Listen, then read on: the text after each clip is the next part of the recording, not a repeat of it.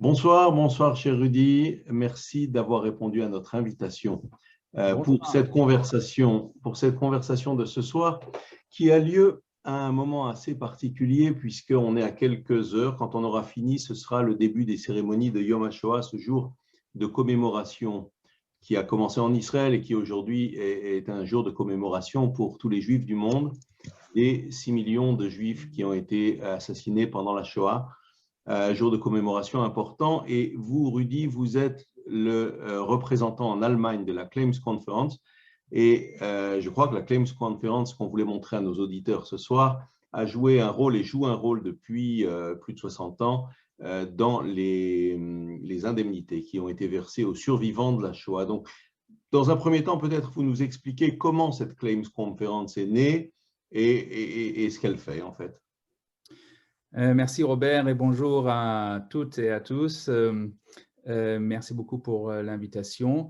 Donc, pour reprendre votre première question, comment la Claims Conference a été créée?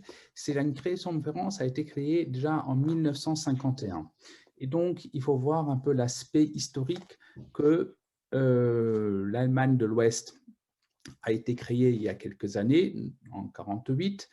Et donc, il y avait la demande des organisations juives et aussi de l'État d'Israël que cette Allemagne paye une indemnisation pour les biens, pas pour les morts, mais les biens qui ont été enlevés des Juifs.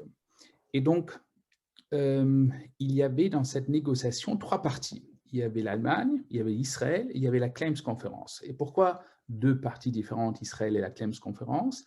Et la réponse est facile, c'est que Israël négociait pour les survivants qui étaient en Israël, tandis que les survivants qui étaient dans la diaspora n'étaient pas représentés par Israël.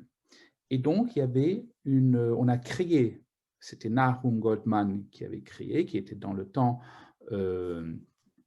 le chef du Congrès juif mondial, et qui a créé cette organisation parapluie avec 23 organisations. C'est des organisations complètement différentes. Ça veut dire qu'elles représentent le monde entier, le monde juif entier. Ça représente des organisations politiques, comme le CRIF par exemple, mais ça a aussi des organisations sociales, des organisations religieuses comme le Progressive Judaism, mais aussi l'orthodoxie avec l'Aguda Israël, mais aussi toute la géographie, donc des organisations en Russie, en Australie ou en Amérique du Sud. Et donc voilà, ça c'est la naissance de la Claims Conference. Et pour relier à votre deuxième question, qu'est-ce qu'elle a fait la Claims Conference au début de ces négociations? C'est qu'elle a négocié deux résultats importants. Un premier résultat, c'est que l'Allemagne crée une loi d'indemnisation pour les Juifs qui ont survécu la Shoah. Ça, c'était un premier pas afin d'aboutir à une indemnisation individuelle. Et la deuxième, c'est la Claims Conference a reçu à peu près 400 millions de Deutschmark dans le temps pour reconstruire les communautés juives détruites en Europe et pour aider les survivants à se remettre sur leurs pieds, par exemple en leur finançant des études, par exemple, ou d'autres choses pour commencer un travail pour construire une nouvelle vie. Ça, c'est les deux choses les plus importantes. Et avec le temps, ça a donc continué et la Claims a été l'interlocuteur du gouvernement allemand et donc le gouvernement allemand remet des sommes à la Claims Conference qui s'occupe d'une part de distribuer des réparations, mais aussi d'offrir, et notamment avec le vieillissement de la population des survivants, de leur permettre d'avoir des services, des aides de vie supplémentaires.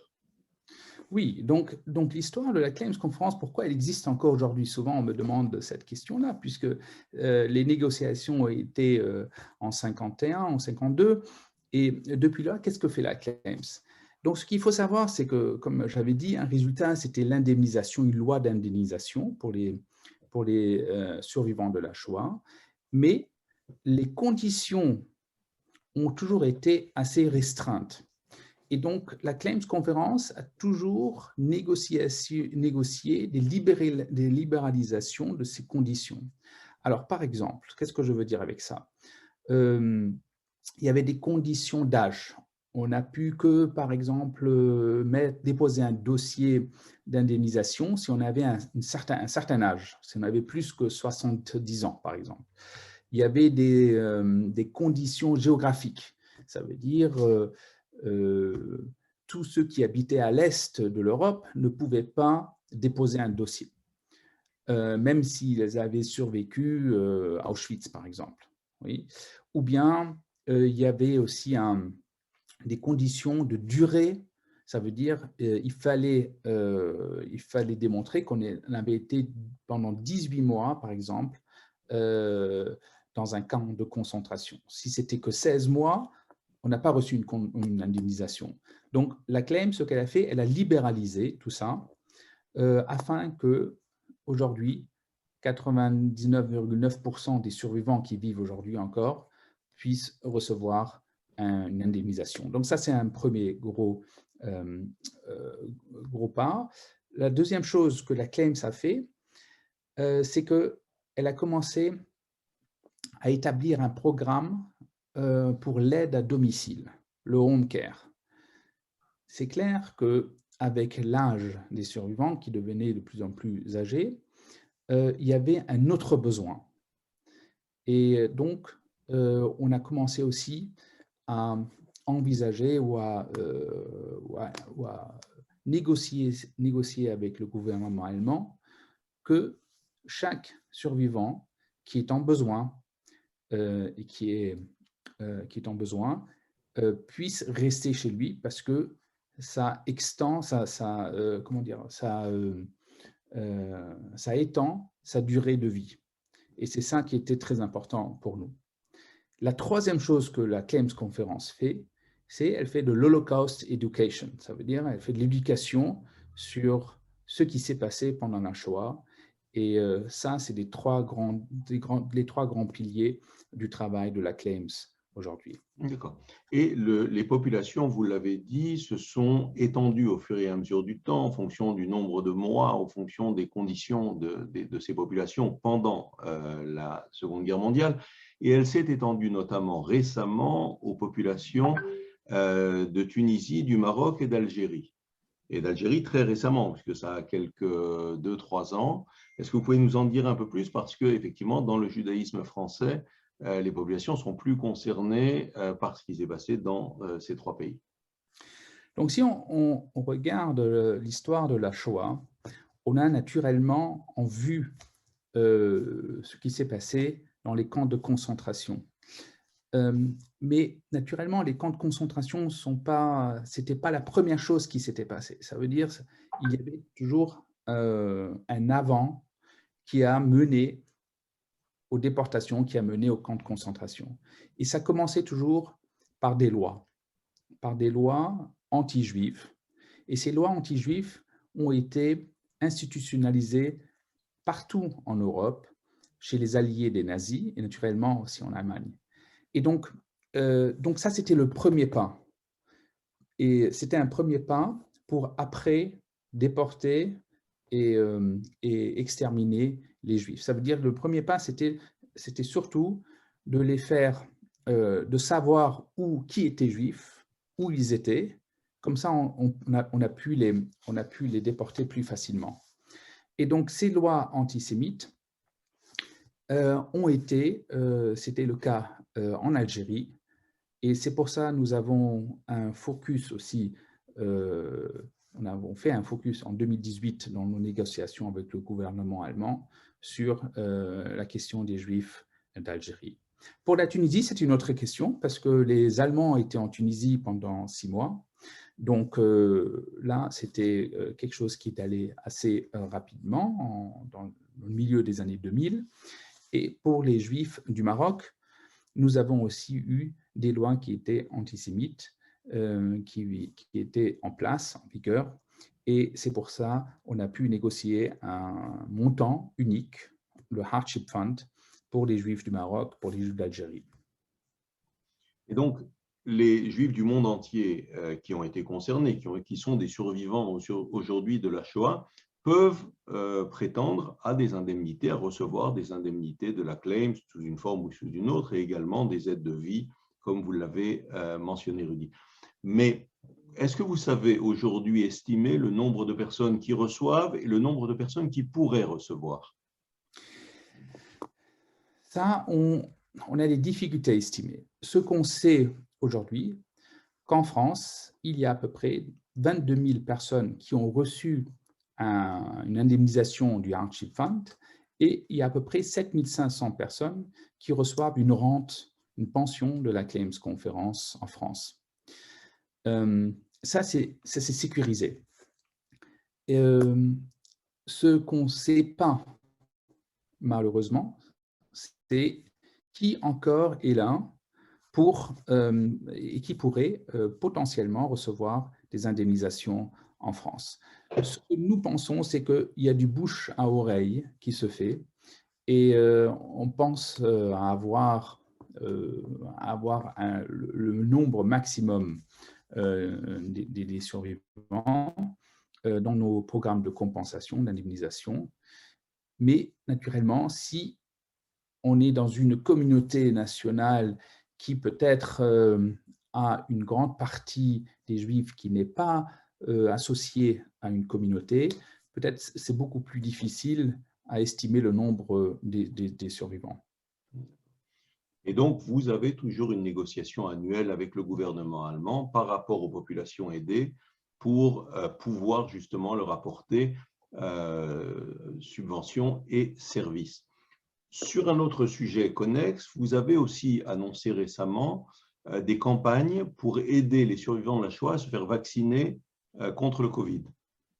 Oui, alors, ce qu'on a négocié l'année dernière, mais qui est en vigueur depuis décembre 2020, c'est une aide, d'abord, une aide pécuniaire pour les survivants qui ont reçu le Hardship Fund et qui est de 1 200 €. Et c'est un paiement qui se fait en 2 temps, ça veut dire une fois 1 200 € maintenant et une fois 1 200 € plus tard dans l'année. Ce paiement devrait aider les survivants pour des paiements, pour des expenses qu'ils ont eues pour le Covid. Au-delà, et ça, on l'a fait avec ces négociations, et ça, il faut le dire aussi, j'aimerais bien le dire, Robert, c'est aussi beaucoup avec l'aide du CRIF qui nous aide dans les négociations. Naturellement, les négociations qu'on a fait pour les Juifs d'Algérie, le CRIF a été extrêmement un supporteur, il nous a beaucoup aidés, et sans vous, on n'aurait peut-être pas eu des résultats comme on les a eus.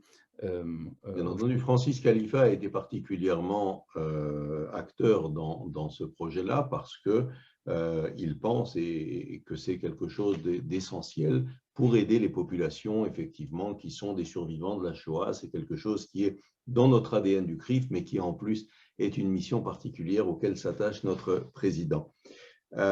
Beaucoup d'autres choses, en fait, dans les activités de la Claim, c'est pour ne pas rester simplement sur l'indemnisation, et vous en avez parlé tout à l'heure. Vous avez, notamment en février de cette année, eu une action politique, cette fois, contre la distorsion de l'histoire de la Shoah racontée par les historiens polonais. Est-ce que vous pouvez nous en dire un mot? Alors peut-être je prends ce sujet-là pour expliquer à nos auditeurs que la Claims Conférence a naturellement un travail pédagogique aussi, comme on le dit, l'éducation sur la Shoah. Et il y a 2 ou 3 parties. On avait une campagne où vous avez beaucoup aidé, c'était Serge Schwarzfeld, les fils et les filles des déportés des Juifs de France, comme aussi le FMS, la Fondation pour la mémoire de la Shoah, qui ont aidé qui nous ont aidés à la campagne contre le négociationnisme et la distraction, comment on dit en français? Distorsion. La Distorsion distorsion. de la Shoah sur les sites de Facebook. Cette campagne a été extrêmement un très grand succès. Facebook a promis de ne plus diffuser et aussi d'enlever des contenus négationnistes et des contenus de distorsion. Et Là aussi, si vous me permettez, dans cette action-là, le CRIF avait soutenu non seulement l'action de la Claims, et nous avions repris dans notre newsletter et dans nos réseaux sociaux vos invitations à l'ensemble de la population à adresser des messages à Facebook de no denial. Exactement, no denying it. No denying it, ce qui était très important, et je crois que vous avez eu une vraie campagne mondiale qui a eu un effet, puisque quelques semaines après, Facebook a fait des annonces sur le changement de leurs conditions d'utilisation. Et ça, je remercie aussi le CRIF pour ce soutien. Et pour revenir à votre question, qui est la question d'un procès contre des historiens polonais, c'est que très important que l'histoire ne se déroule pas ou n'est pas jugée dans un tribunal, mais jugée par les historiens. Ça veut dire s'il y a des faits qui apparemment qui ne sont pas aussi justes comme dans ce cas, peut-être ça c'était un cas où des historiens polonais avaient recherché que je pense que avait recherché qu'un righteous Gentile, ça veut dire, comment on dit en français, un righteous Gentile? Pardon. Donc, quelqu'un qui a aidé les Juifs, qui a aidé un Juif pendant la guerre, que celui-là a fait ça, en même temps a aidé une personne, mais avait tué beaucoup d'autres personnes en les dénonçant. Et donc, ça, c'était un fait. Je sais pas, l'arrière petit-fils ou petite-fille est allé devant le tribunal, a dit que ce n'était pas juste.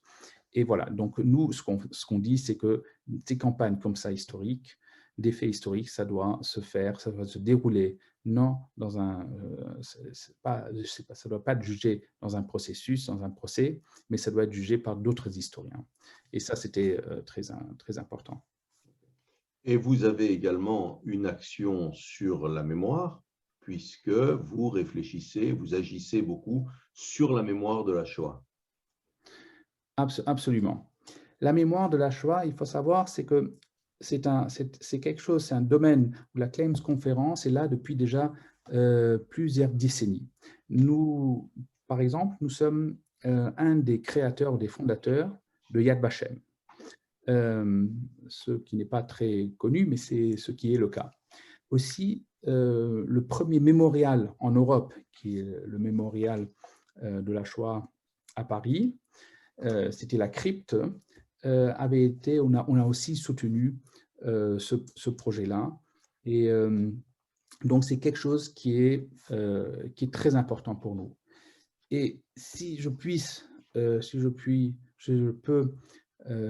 vous raconter une histoire un peu plus personnelle de mon travail, c'est que dans les années 2000, les survivants ont souvent demandé, ou la question la plus principale, c'était les questions d'indemnisation. Ça, c'était clair. Dans l'année 2010 à 2015, la question principale, c'était la question de l'aide à domicile, du home care. Aujourd'hui, des survivants qui me parlent, avec lesquels je parle, ils me demandent toujours, mais qui va, dans le futur où je ne serai plus là, qui va me mémoriser, qui va se rappeler de ce qui s'est passé à ma famille, qui va tenir cette mémoire. Et alors, on a décidé que la Claims Conférence va être aussi mettre sur que la mémoire des survivants va être passée aux futures générations, mais dans un aspect juif, ça veut dire dans une perspective juive.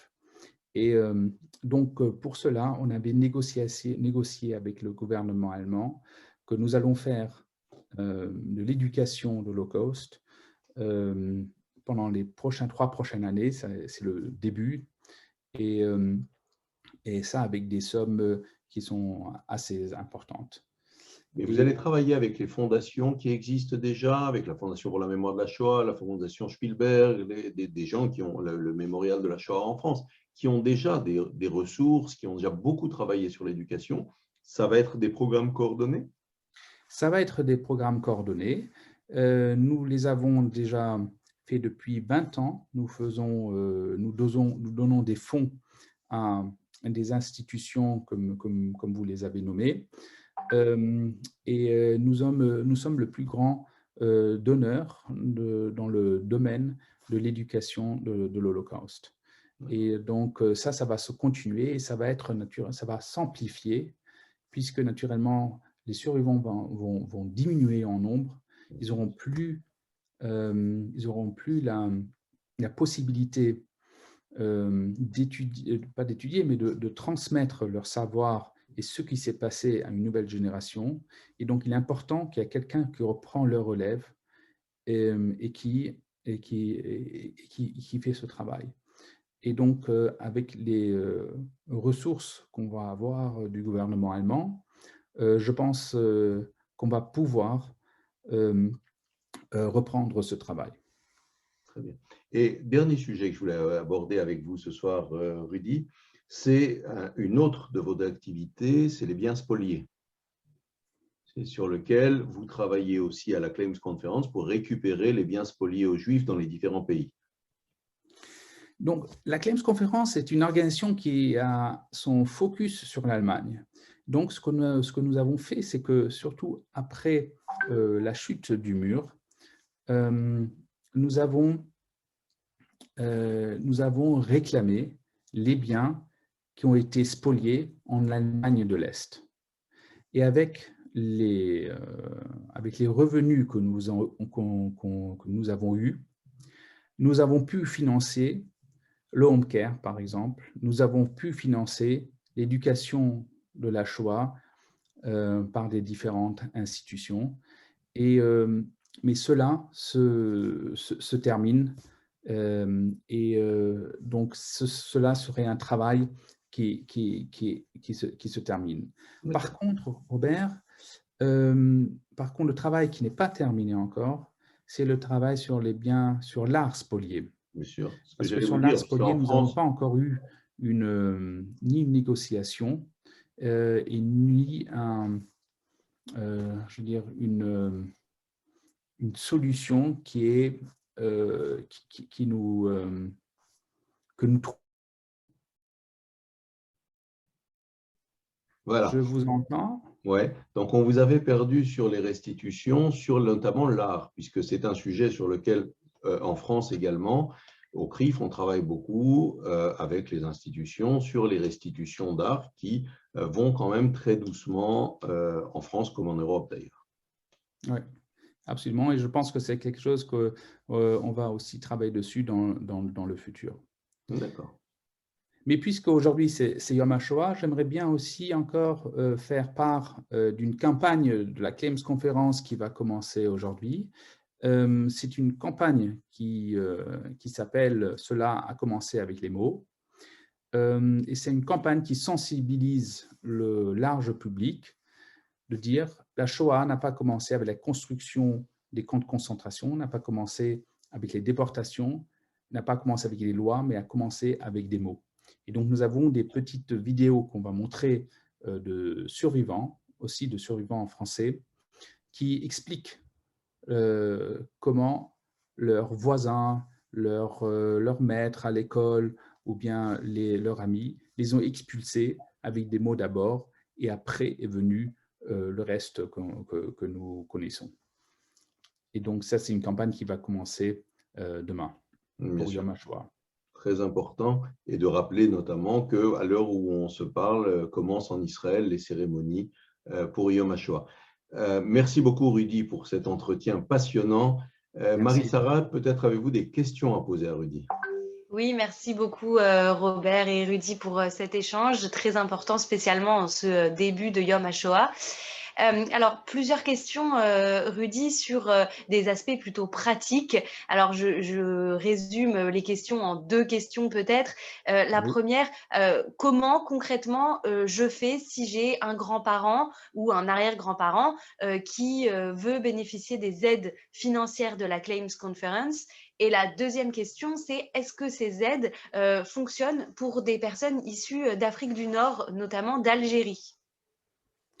Alors, pour répondre à la première question, oui, ils issuent aussi pour des personnes qui sont d'Algérie, des survivants de la Shoah d'Algérie. Ça, c'est clair. Deuxième question, je pense que la meilleure des choses, c'est de déposer un dossier à la Claims Conference. Et ce dossier dans la Claims Conference, c'est un dossier qui a peut-être 8 pages où vous allez mettre votre nom, les noms de vos parents, vous allez écrire ce qui est arrivé à vous ou à vos parents, si vous avez été trop jeune pour vous rappeler vous-même. Et la Claims Conference, plus ou moins, fait tout le reste. Ça veut dire que c'est nous qui allons faire les recherches, c'est nous qui allons plausibiliser ce que vous avez écrit. Et on va rester naturellement en contact avec vous. Et donc, c'est très important de remplir ce dossier. Ce dossier, vous allez le trouver sur la page web de la Claims Conference. Il y a une petite partie qui est en français avec ce formulaire. C'est un formulaire pour toutes les indemnisations que nous donnons. Et donc, vous remplissez cette une fois et tout le reste, c'est nous qui allons le faire. Et nous avons naturellement dans notre team, dans notre staff à Francfort, beaucoup de gens qui parlent français ou même arabe pour aider, pour travailler ces dossiers-là. Merci beaucoup. On mettra d'ailleurs le lien du site de la Claims Conference en commentaire, donc vous pourrez retrouver le site et cliquer directement pour commencer peut-être votre dossier aux internautes qui nous regardent. Rudy, une deuxième question. Existe-t-il un bureau de la Claims Conference en France? Non, ça n'existe pas. Ça a existé. Nous avons fait un bureau intermédiaire, pas intermédiaire, mais pour un certain temps, seulement pour 2-3 mois, pour aider aux Juifs algériens surtout de remplir les formulaires. Et donc cela, on avait fermé ce bureau après 3 mois. Et voilà, c'était une première aide, c'est pour faciliter à la communauté juive d'Algérie de déposer des dossiers. Mais aujourd'hui, c'est Francfort, mais ce n'est pas loin de la France, de Paris. Ouais. On a du mal à croire, Rudy, qu'avec votre français, vous êtes en fait allemand et que vous parlez juste extrêmement bien français. Oui, je suis allemand et j'ai des origines tunisiennes et c'est pour ça. C'est pour ça aussi. J'étais dans une école française et c'est pour ça que je parle français. Merci. Impressionnant. Alors, nous avons une dernière question, Rudy. Vous en avez un petit peu parlé. Il y a quand même une question sur ce sujet. Peut-être pouvez-vous en repréciser. Quel est aujourd'hui le lien entre la Claims Conference et le gouvernement allemand? Alors, le gouvernement est notre interlocuteur. Nous faisons, comme Robert avait déjà mentionné, des négociations annuelles où nous avons un comité de négociation de la Claims avec des survivants d'Auschwitz, 3 survivants d'Auschwitz, un qui habite en Pologne, c'est Marian Turski, un autre qui est aux États-Unis, c'est M. Kent, et M. Ben Helfgott qui est au Royaume-Uni et qui avait, après avoir été à Auschwitz, quelques années plus tard, a gagné médaille olympique pour le Royaume-Uni dans les Jeux olympiques. Donc ça, c'est eux, avec naturellement un ambassadeur très important, Stuart Eisenstedt, qui était le vice-ministre des Finances aux États-Unis, et naturellement Greg Schneider, et aussi Colette Avital, une diplomate israélienne aussi survivante. Donc ça, c'est notre comité de négociation. Voilà, on négocie avec le ministère de la Finance en Allemagne. C'est des négociations très importantes pour nous, mais aussi pour le gouvernement allemand. Donc ça, pour montrer un peu l'atmosphère dans laquelle on négocie annuellement. Merci beaucoup, Rudy, pour encore une fois cette conversation particulièrement intéressante en cette veille de Yom HaShoah, qui nous a permis d'abord de connaître, parce que peu de gens en France connaissent la Claims Conference et nous voulions leur expliquer ce soir ce que vous faites, le travail essentiel qui a été fait par la Claims Conference depuis 70 ans bientôt, ou plus de 70 ans d'ailleurs. Et c'est un travail qui a permis d'indemniser, c'est un travail qui a permis de travailler sur la mémoire, un travail qui permet de travailler aussi sur les réseaux sociaux, qui sont tous les sujets qui nous préoccupent aujourd'hui. Et encore une fois, si Facebook a changé sa politique générale par rapport à la campagne que vous aviez lancée et par rapport aux négociations que vous avez avec eux, c'est montrer à nos interlocuteurs aussi combien votre action peut être importante. Et c'est la raison pour laquelle le CRIF, qui est membre également de la Claims Conference, soutient particulièrement l'action qui est la vôtre. Merci beaucoup pour cet entretien. Ayons une pensée ce soir pour Yom HaShoah, pour tous ceux qui ont disparu pendant cette triste période. Et vous savez qu'il est un usage comme ça chez beaucoup de gens d'allumer une bougie ce soir à la mémoire des 6 millions de disparus dans chacune de nos maisons. Bonne soirée Rudy, bonne soirée à tous nos internautes et à très bientôt. À bientôt. Merci beaucoup et à très bientôt. Au revoir Robert. Au revoir.